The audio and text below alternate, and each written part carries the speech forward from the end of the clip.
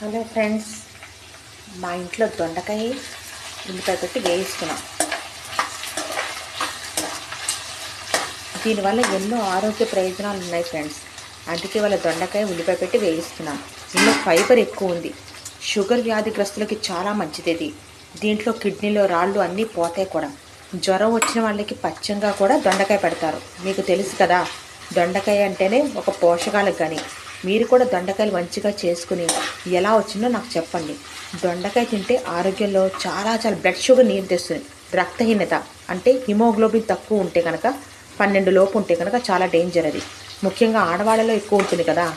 So అందరూ మంచిగా దొండకాయ కూర చేసుకుని ఎలా వచ్చింది ఏంటి వారంలో ఇది 3 సార్లు తింటే చాలా చాలా మంచిది. ఆరోగ్యానికి చాలా మంచి ప్రయోజనాలు ఉన్నాయి. కిడ్నీలో రాళ్ళు కూడా పోతాయి.